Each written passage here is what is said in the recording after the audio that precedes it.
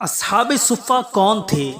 مسجد نبوی شریف میں ایک چبوترا تھا جہاں مختلف اوقات میں تقریباً 400 یا 500 فقراء مہاجرین بیٹھا کرتے تھے۔ انہیں اصحاب صفہ کہتے ہیں۔ ان کے پاس گھر تھا، نہ دنیاوی ساز و سامان اور نہ ہی کوئی کاروبار۔ غربت کا عالم یہ تھا کہ ان میں سے 70 کے پاس ستر پوشی کے لیے پورا کپڑا بھی نہ تھا۔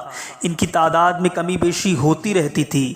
مدینہ منورہ میں آنے والے کا شہر میں کوئی جان پہچان والا نہ ہوتا تو وہ بھی اہل صفہ میں شامل ہو جایا کرتا۔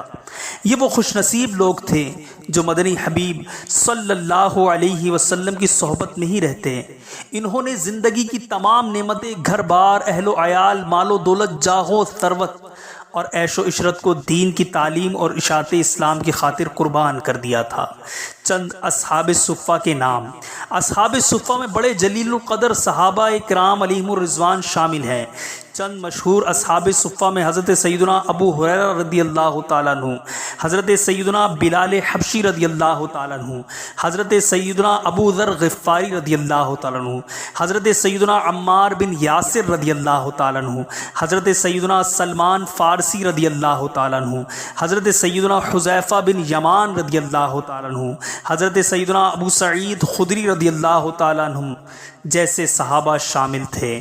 حضرت سیدنا عثمان بن ابی العاص رضی اللہ تعالیٰ عنہ جو اصحاب صفہ میں سے تھے، ان کا معمول تھا کہ جب لوگ دوپہر کو چلے جاتے تو یہ رسول اللہ صلی اللہ علیہ وسلم کی خدمت میں حاضر ہو کر دین کے متعلق سوالات کرتے اور قرآن کریم سیکھتے، اور اسی طرح انہوں نے دین کی سمجھ بوجھ اور علم دین حاصل کر لیا۔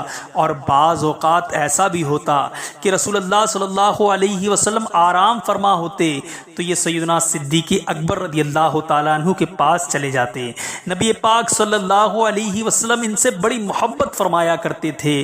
قربان جائیں مصطفیٰ کریم کے ان جانثار غلاموں پر جن پر میرے آقا صلی اللہ علیہ وسلم اتنی محبت اور شفقت فرماتے تھے۔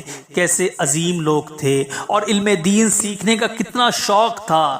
ہمارے لیے بھی درس ہے کہ عمر کے جس حصے میں بھی ہو علم دین سیکھو، مصائب و آلام دیکھ کر ثابت قدم رہو، کیونکہ اس راہ کے مسافر کے لیے آزمائشیں ضرور ہوں گی، مگر تم ڈگمگانا نہیں، بہت جلد تم منزل مقصود تک پہنچ جاؤ گے۔ اور آخری بات، ہم اللہ پاک کا شکر ادا کرتے ہیں کہ اس نے ہمیں دین کے طالب علموں میں شامل کر لیا۔